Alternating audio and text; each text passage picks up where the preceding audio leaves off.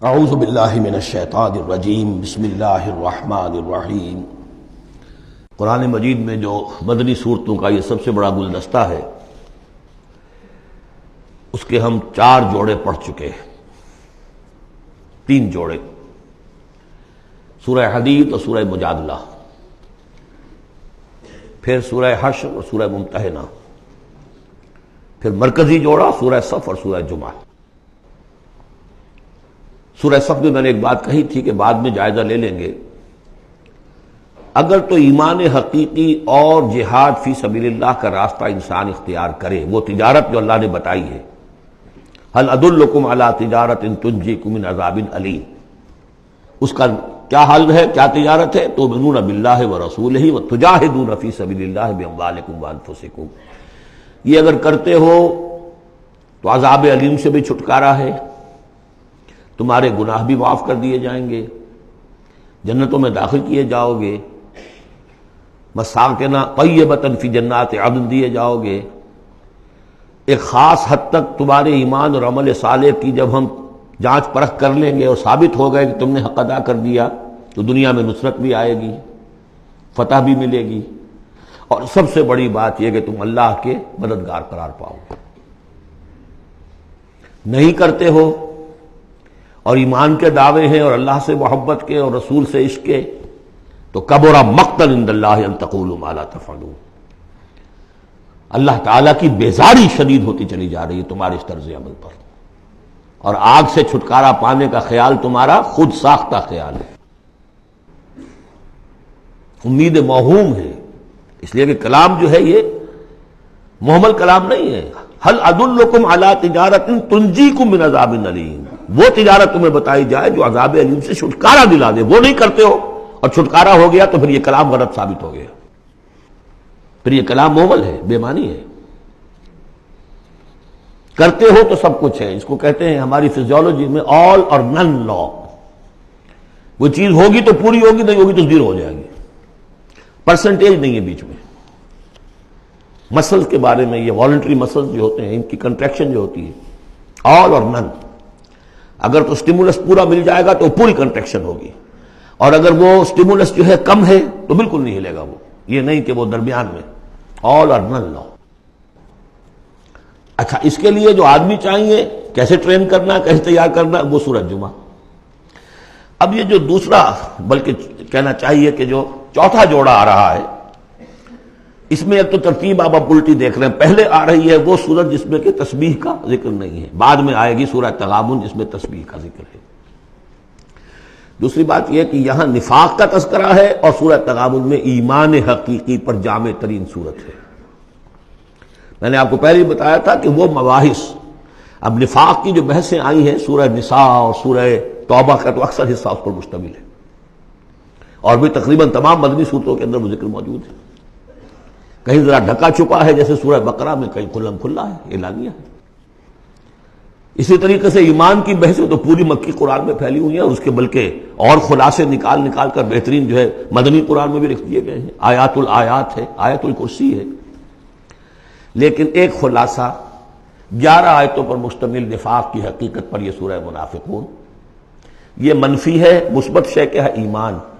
18 آیتوں پر مشتمل جامع ترین سورت قرآن حکیم کی ایمان کے موضوع پر سورہ تغابن۔ نفاق کے بارے میں چند باتیں سمجھ لیجئے جو اگرچہ پہلی بحث میں بہت آ چکی ہیں، لیکن آج پھر میں بتا دینا چاہتا ہوں۔ نفاق کی 2 قسمیں، ایک وہ شخص جو شعوری طور پر دھوکہ دینے کے لیے ایمان لایا، وہ شروع ہی سے منافق ہے، ایک دن بھی اسے ایمان کی لذت نصیب ہوئی نہیں۔ سورہ آل عمران میں اس کی مثال موجود ہے، سازش کی، صبح کو ایمان لاؤ، شام کو مرتد ہو جانا، تاکہ یہ اسلام کی جو ساکھ بن گئی ہے، گڈ ول بن گئی ہے، یہ ختم ہو جائے۔ تو ظاہر بات ہے جیسے کہ فرمایا گیا سورہ مائدہ میں، وَقَدْ دَخَلُوا بِالْكُفْرِ وَهُمْ قَدْ خَرَجُوا بِهِ، وہ کفر کے ساتھ ہی داخل ہوئے تھے اور کفر کے ساتھ ہی نکل گئے، ان پہ ایک لمحہ بھی ایمان حقیقی کا آیا ہی نہیں۔ یہ بہت کم لوگ تھے اس قسم کے منافق۔ اصل منافق جو وہ کون تھا؟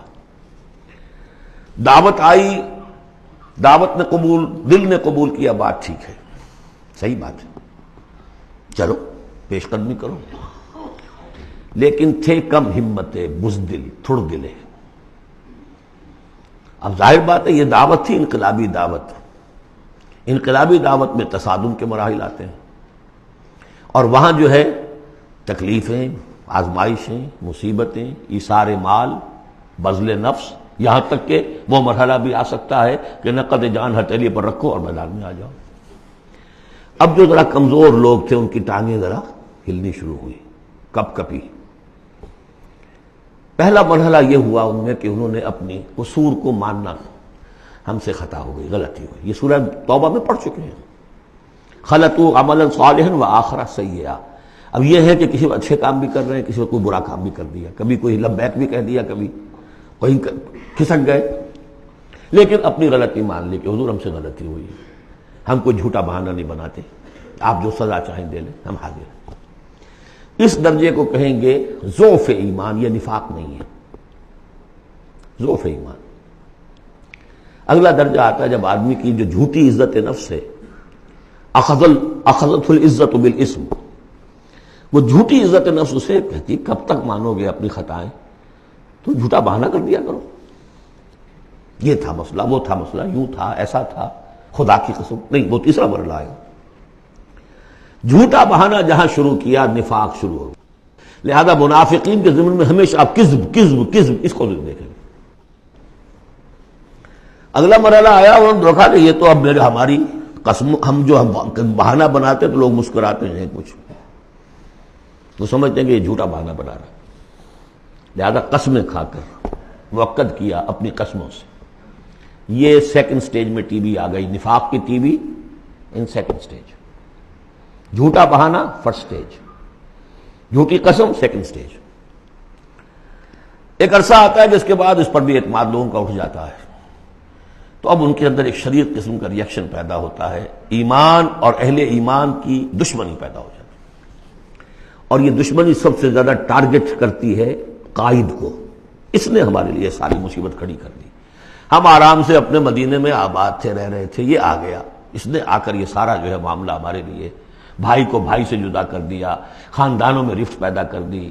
اب ہمارے دوستیاں تھیں ان سے اوس اور خزرج کی دوستیاں تھیں، ان تمام یہودی قبائل سے ہمارے وہ سارے حلیفی تعلقات ٹوٹ گئے، تو وہ ساری دشمنی جو ہے اب یہ عداوت بن جاتی ہے اہل ایمان کی، اور خاص طور پر اہل ایمان کے قائد جو اس وقت کون تھے؟ محمد رسول اللہ۔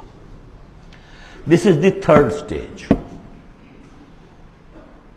یہ ٹی وی کی وہ تھرڈ سٹیج ہے جو پہلے کبھی ہو جاتی تھی تو ہم سمجھتے تھے کہ اب یہ لا علاج ہے۔ یہ ہے نفاق کی اصل حقیقت۔ اسی لیے اس وقت جو لوگ کسی تحریکی تصور سے آشنا ہی نہیں، انقلابی تصور دین ان کے سامنے آیا ہی نہیں، وہ منافق نہیں ہو سکتا، وہ ضعیف الایمان آدمی ہے۔ لیکن جو شخص ایک مرتبہ کسی تحریک کو، انقلابی تحریک کو قبول کر کے آگے آ جائے، اب وہ منافق ہو جائے گا اگر وہ ٹھیک نہیں چلتا ہے تو۔ یہ بات میری جو ہے آج پلے باندھ لیجئے۔ عام اس وقت مسلمان منافق نہیں، انہیں پتہ ہی نہیں کہ دین کا تصور یہ ہے، دین کا یہ مطلب ہے، مولویوں نے سمجھایا ہی نہیں۔ دین کا نام ہے نماز، روزہ، اور لیلۃ القدر مل گئی تو بیڑا پار، ساری زندگی کے سارے گناہ معاف۔ انہیں تو یہ تصور دیے گئے، حج کرائے تو پاک ہو کے آ گئے، عمرہ کیا تو پاک ہو کے آ گئے، باقی یہ کہ تم جس طرح چاہو کماؤ۔ لہذا وہ بھی چاہ رہے، وہ منافق نہیں ہے، وہ ضعیف الایمان ہے، جو بھی ہے وہ اللہ تعالیٰ جو معاملہ ان سے کرے۔